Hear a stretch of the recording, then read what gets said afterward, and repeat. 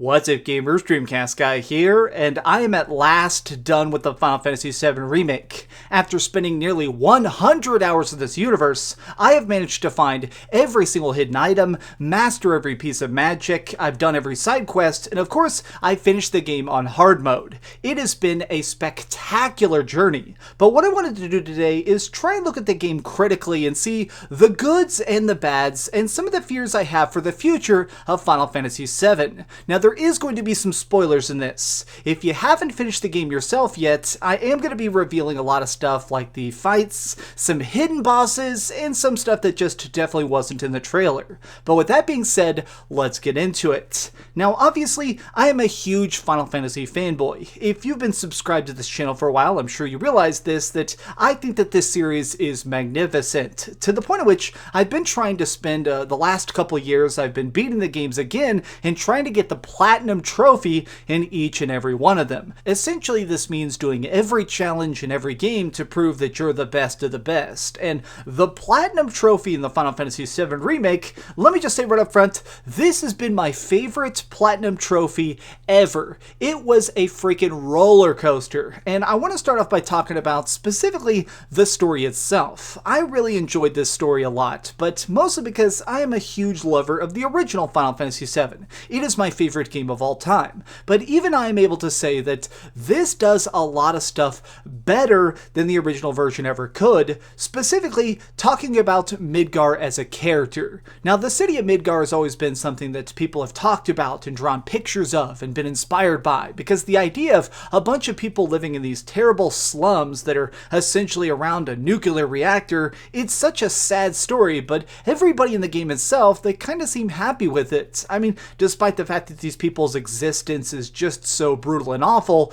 the people of Midgar seem almost happy about this. They've managed to carve out their own little existence and make families and stuff, and I really kind of admired that as I was going through this game because they did so much with just the world building. As you walk through the streets, you can overhear conversations from just random townsfolk saying the dreams they have, the goals they've set for themselves, or sometimes just the things they're worried about, which can sometimes lead to side quests. Now, I feel like this is important to talk about. Some of the side quests in this game are fantastic, and I feel like they definitely get better as time goes on, but some of them suck. I mean, I'll just say this, certain side quests in this game are just, I mean, they're so dumb. So many of them are just like, hey, there's a rabid dog out in the junkyard, go kill it. Or one that specifically really annoyed me was the chin-up challenge, where in Chapter 14 you can go and do a bunch of competitions where you're trying to do the most chin-ups possible. This one right here, this single challenge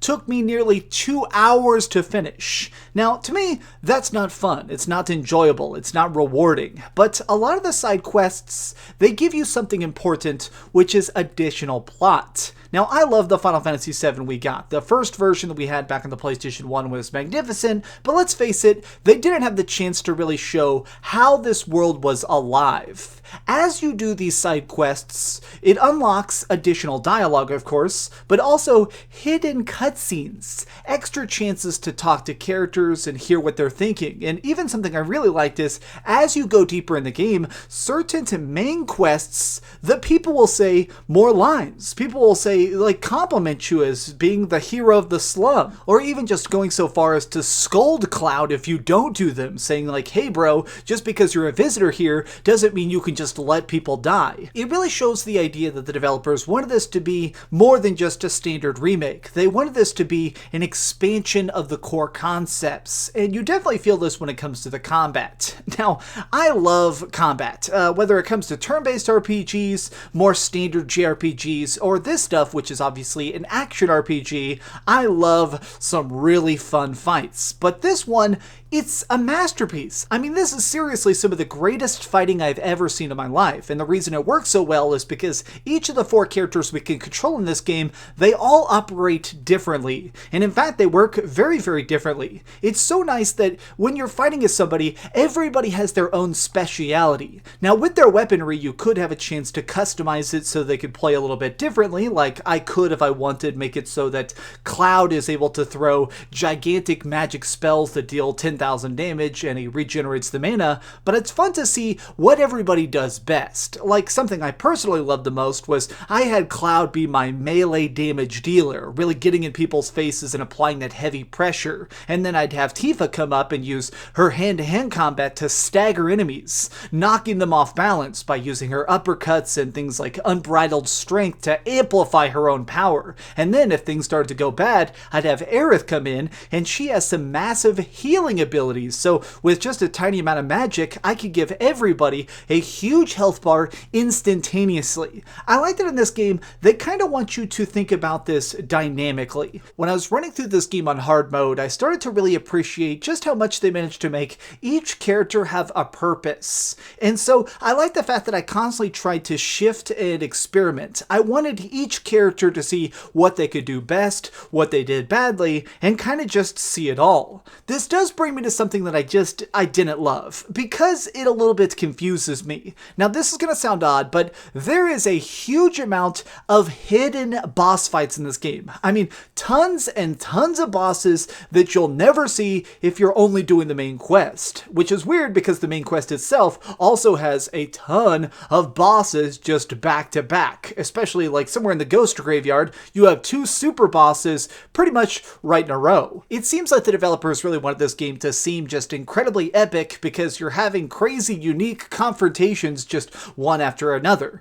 But what's strange is that after you've done the main game and you're trying to find an extra challenge, there is a huge set of additional things that you can do in the arena in VR missions, including battling summons, trying to take on super weapons, and even going into Shinra headquarters to try and experiment in their own training programs. Now, the reason I didn't care for this is because I wish that these fights had more context. It seems like something just kind of went wrong during the making of this game. Like, why is it that you have 10 hidden bosses that are this good? I mean, a lot of these fights have multiple phases, they have crazy spell effects that you don't see at any other time in the game, and yet they're just sitting in this infinite blue void. It seems like originally this game was possibly going to be longer, or this is like stuff we're going to see coming back. These encounters are so ridiculously over the top and really cool and exciting to do, but additionally, I wish that these had a place in the plot. I wish that these had a real motivation for existing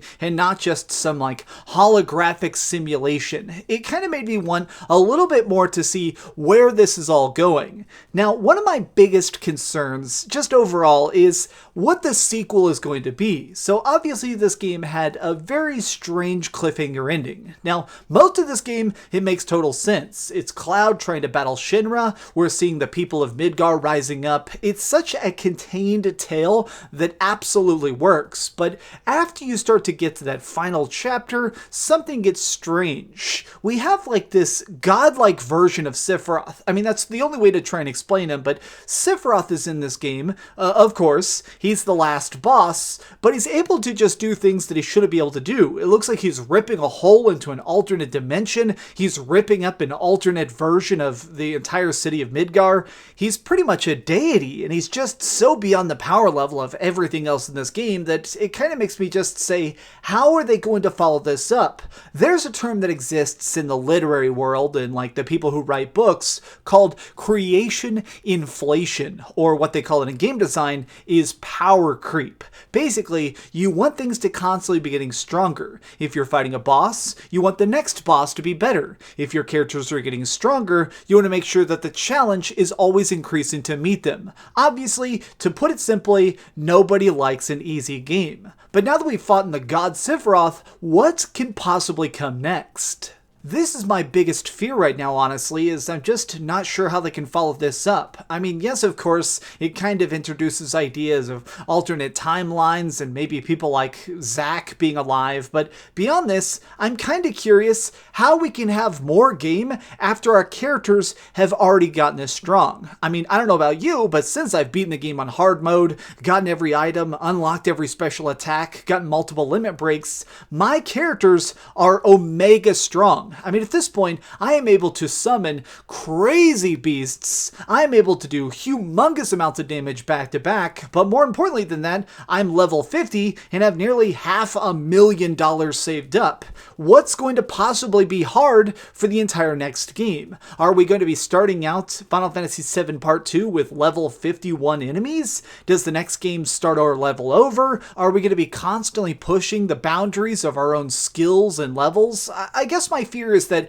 I hope that all of this manages to come together. To be quite frank, I trust the developers pretty much entirely. I mean, this first game was extremely good. I like so much in this, and even after 100 hours, I'm almost kind of tempted to make a new save file just to go through all this again, because I really had that much of a great time.